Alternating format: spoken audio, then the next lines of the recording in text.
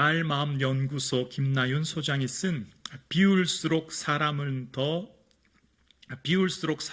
채우는 말그릇이라고 하는 서론 에필로그에 보면 이런 내용이 나옵니다.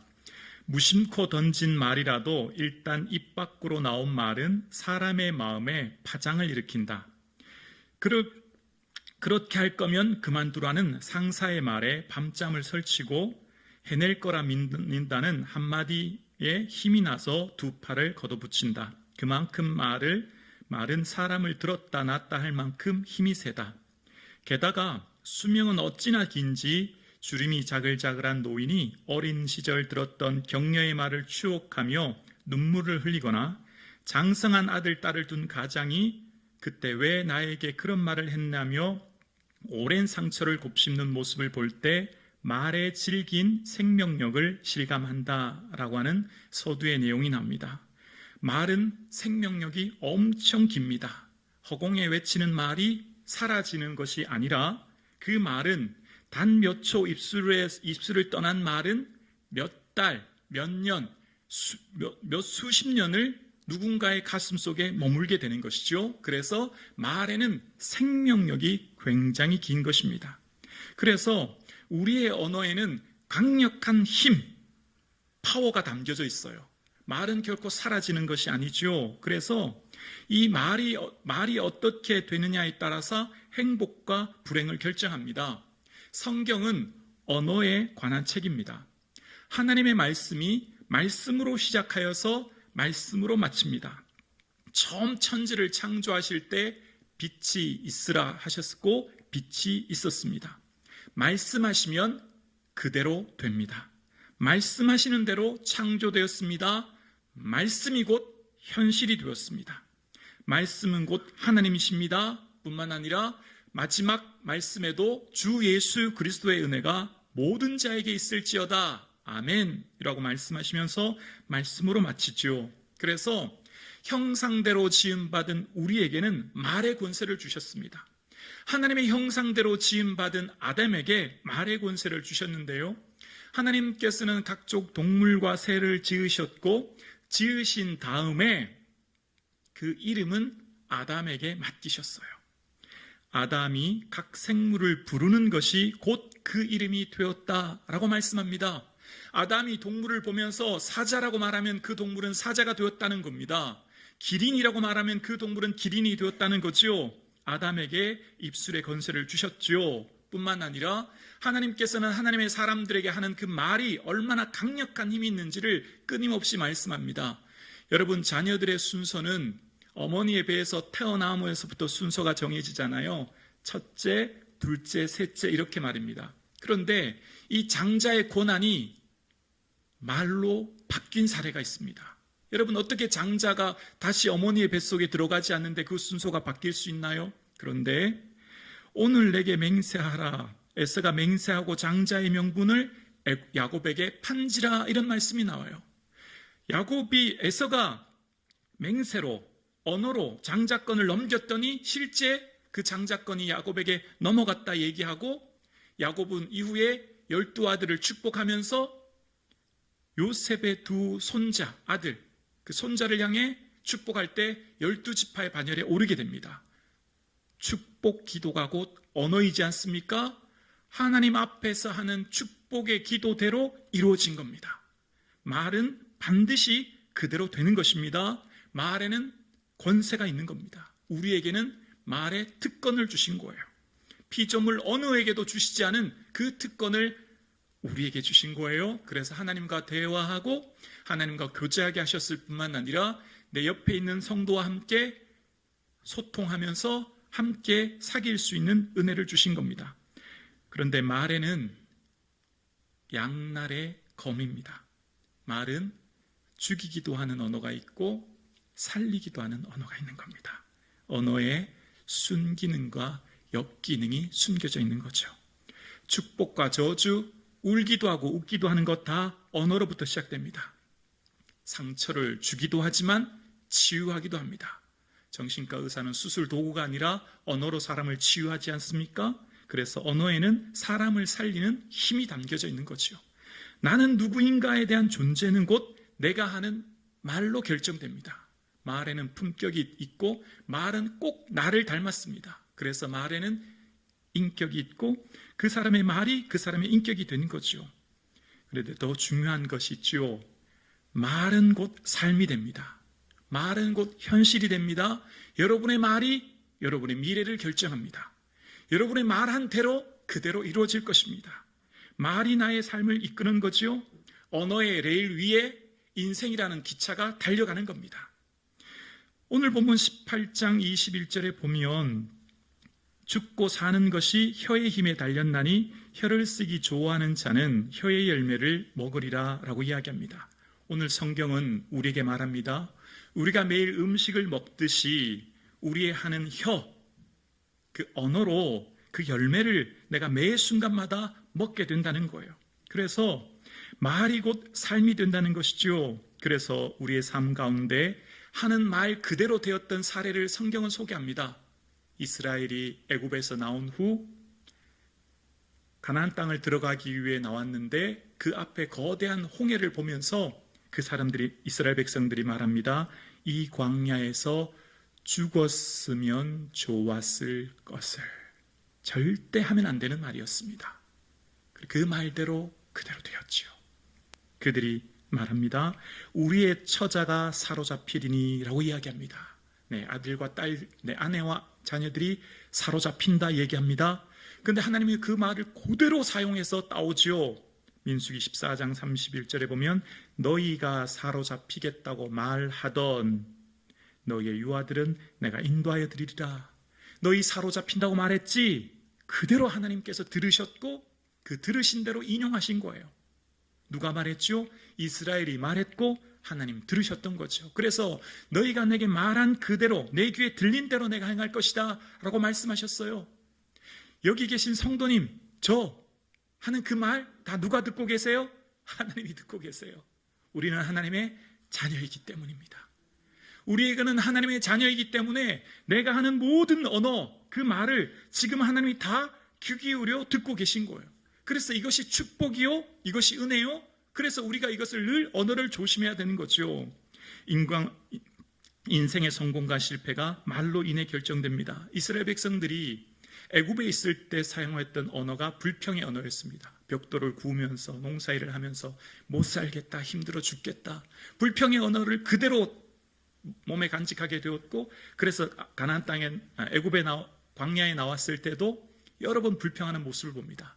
가나안 땅에 들어가려면 언어가 바뀌어야 되는 거예요. 하나님의 백성은 하나님의 백성다운 언어를 해야 되는 거지요. 말이 행동을, 말이 미래를, 말에 얽매여 살게 되는 것을 이야기하는 겁니다. 그래서 말이 내 인생의 강력한 원동력이 된다는 거예요. 안 될 거야, 해봐도 안 돼, 그러면 진짜 안 되는 거예요. 아니, 할 수 있어, 은혜 주시면 돼 라고 고백하면 그 말대로 하나님이 역사하는 거죠. 누가 해요? 하나님이 하시는 거죠. 그래서 성경의 말의 특징을 뭐라고 하냐면 말은 말한 그대로 부메랑이 되어서 내게 그대로 돌아온다는 거예요. 오늘 본문 18장 20절에 보면 사람은 입에서 나오는 열매로 말미암아 배부르게 되나니 곧 그의 입술에서 나오는 것으로 말미암아 만족하게 되느니라 라고 이야기합니다. 우리의 입술의 말로 내가 배부르게 된다는 거예요. 입술에 뿌린 그 씨앗대로 내가 거둔다는 거예요. 말은 곧 지금 내가 파종하고 있는 거예요. 여러분은 지금 계속 뭔가를 심고 계신 거예요. 끊임없이 파종하고 계신 거죠. 말의 씨를 뿌린 그대로 여러분은 매 순간마다 지금 거두고 계신 거예요. 호주는 공항에서 종자를 반입할 때 신고해야 된다고 하지 않습니까? 생태계를 교란하기 때문에요. 우리의 언어가 얼마나 중요한지 몰라요. 그래서 여러분의 말은 여러분의 현실이 됩니다. 그래서 늘 말을 주의해야 됩니다. 지금 내가 하는 말이 곧 되돌아와요. 그래서 내가 누군가를 지금 비판하고 있습니까? 누군가를 험담하고 있습니까? 누군가에 대한 뒷담화를 합니까? 그대로 여러분 그렇게 될 거예요. 이건 제 말이 아니에요. 성경의 말이에요. 예수님이 산상수훈에서 하신 말씀이에요. 비판받지 아니하려거든 비판하지 말라. 너희가 비판하는 그 비판으로 너희가 그 비판을 받을 것이라는 거예요.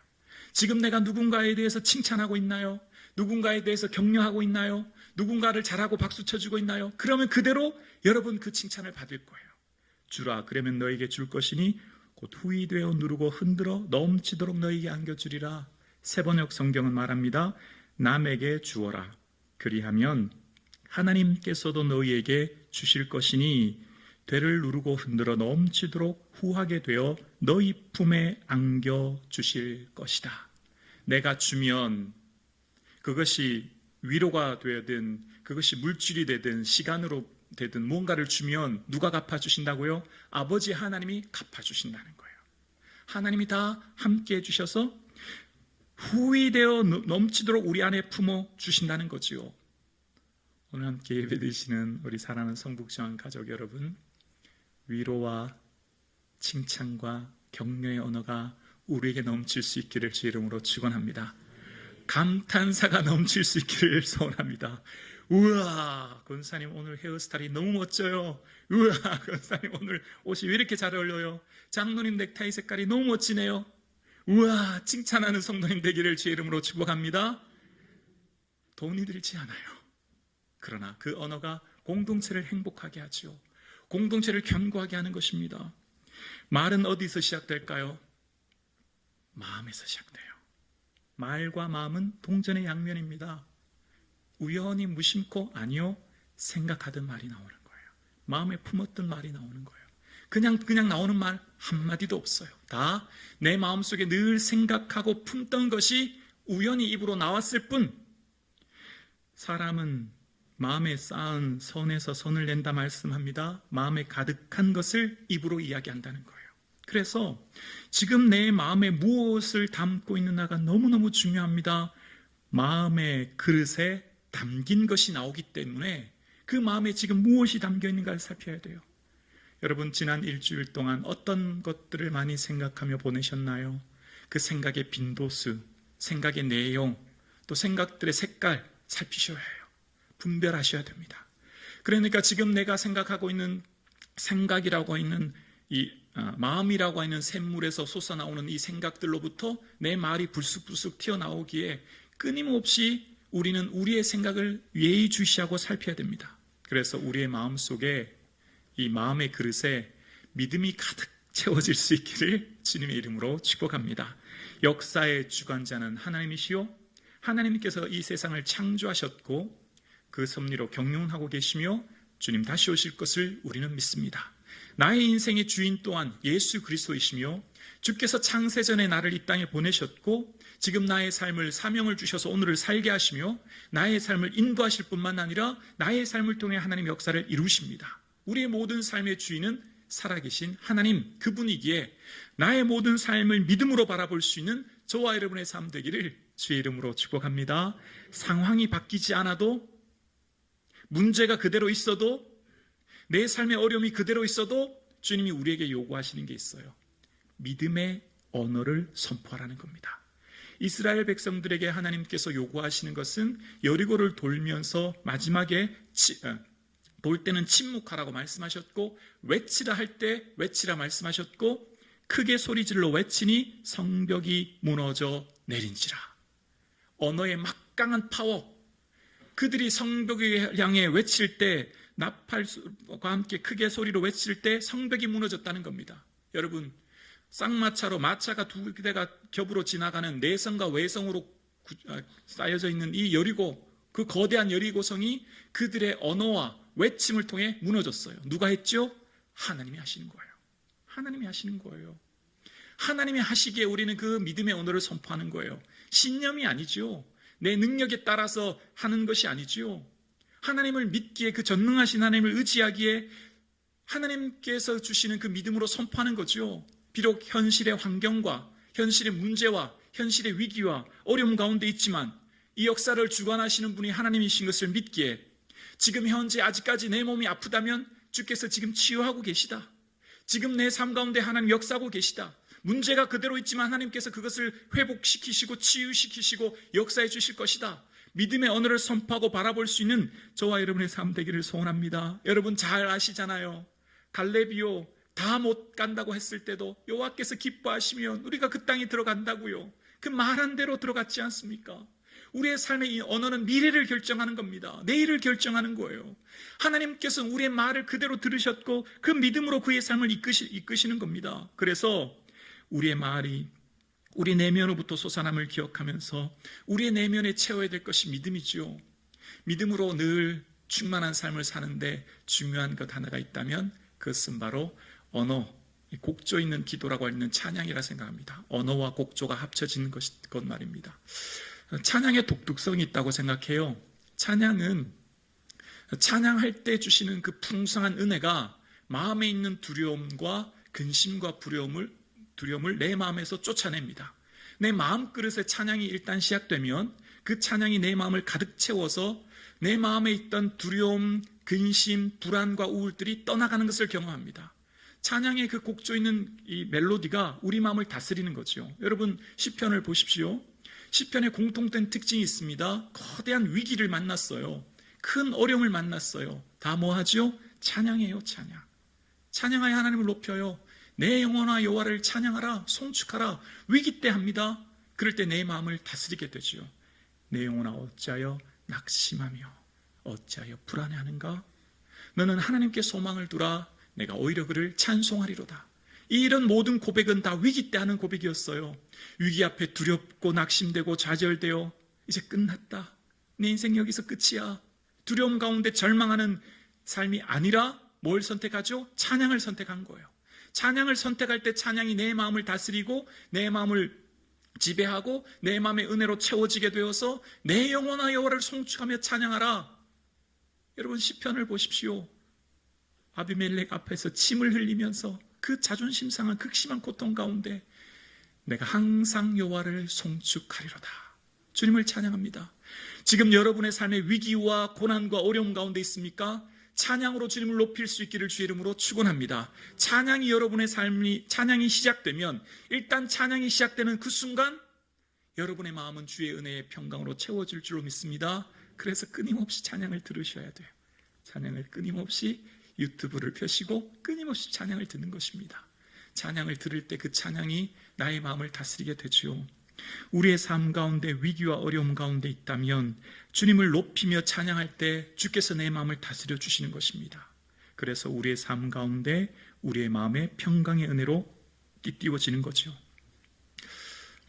언어는 이 습관이 있거든요. 언어의 고유한 습관. 각 사람마다 들어보면 그 사람이 사용하는 단어, 문장, 문법이 있어요. 그러니까 언어는 그 사람을 닮게 되어 있거든요.